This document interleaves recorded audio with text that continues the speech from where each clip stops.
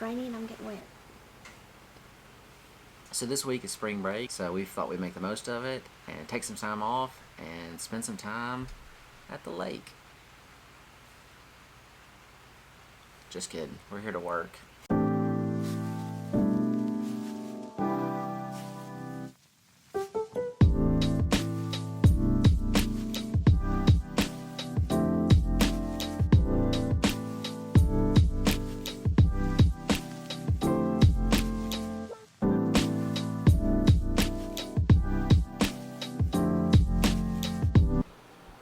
Last time we were here, we didn't explain a lot of what we were doing because we were in such a hurry to get it done while we had some help. We had Amanda's brother and his wife here last time. First and foremost, we got all the furniture out of here because this was a fully furnished home that was livable at the time. We were trying to update it.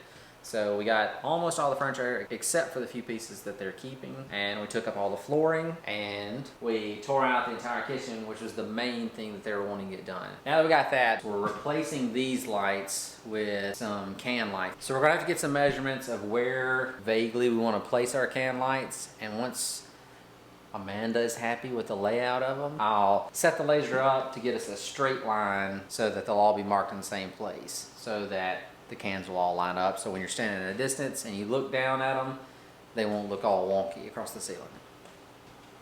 Now, gotta turn this light off. Cut.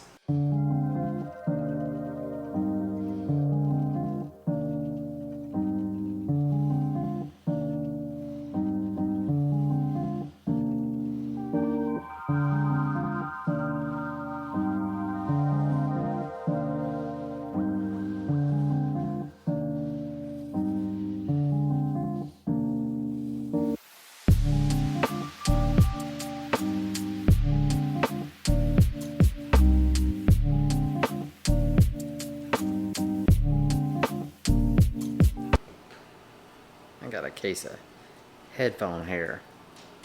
Alright, to kind of explain what we've done here, because my hair looks rough. Headphones are not the friend of your hairdo. We're trying to get 6 lights in here to really light up this kitchen, but every design we came up with to lay them out ended up hitting something. So this is what we ended up doing. We're gonna have 3 down this line here to kind of light up this side of the kitchen, but because of this wall here and the exhaust fan that's in the ceiling, we couldn't get 3 on that side. So it is gonna be a little asymmetrical, but we'll have 3 here, and we're gonna have just 2 on this side. And we added a light in the middle that's gonna be above the sink. So at first glance it looks a little weird, but I think all this will make sense once everything's in place. We just couldn't get it to where we were gonna have 3 down each side, which was our first goal.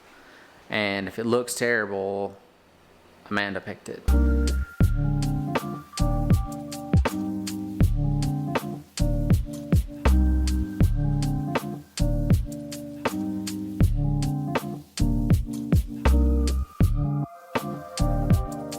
Okay, after a lot of fishing wires through the ceiling, we finally got all 5 of these can lights put in. We had a roof rafter every 16 inches on center, so there was a lot of cutting into the ceiling to drill through those rafters to fish the wire through. Now I'm gonna try to put some can lights in the living room, which is gonna be way more difficult because there is no overhead lighting source to take from in here. Like in the kitchen, they had 2 overhead lights already, so we used that as our source to just feed off of to these new lights. But in here, there's nothing. And there's no attic space either, so there's no access to get up there and feed wires across. They had this one switch that fed these couple of outlets down this wall, and that was just used to operate some lamps by this light switch. I'm gonna try to fish a wire through this wall up to the ceiling and then feed all these lights. And then I'm gonna change where it's wired in here so that these outlets are just constantly on instead of being operated by a switch. That way, if you had stuff plugged up, it wouldn't go off every time you turn the lights off.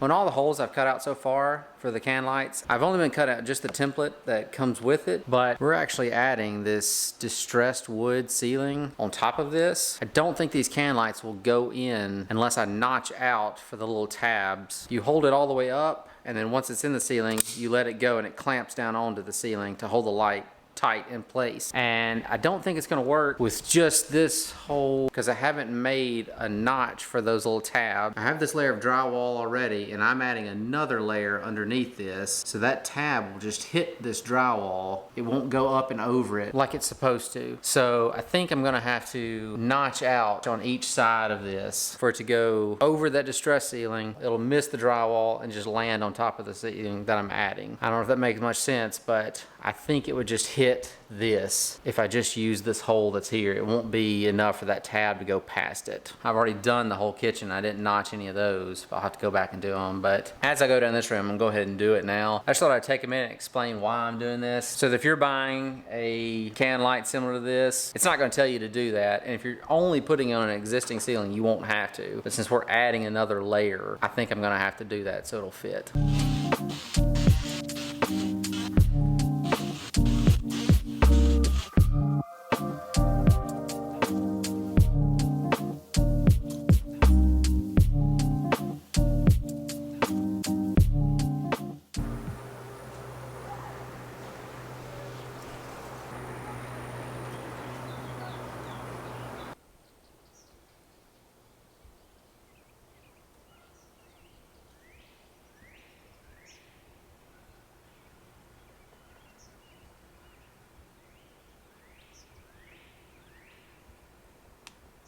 If you're wondering why there's all these extra holes I've made in the ceiling, it's because there's no attic to this home and there's no way to pull the wire through from light to light when it goes across these roof rafters. I'm just using the right angle driver on my impact driver with a spade bit on there to cut through each one of these to pass the wire through.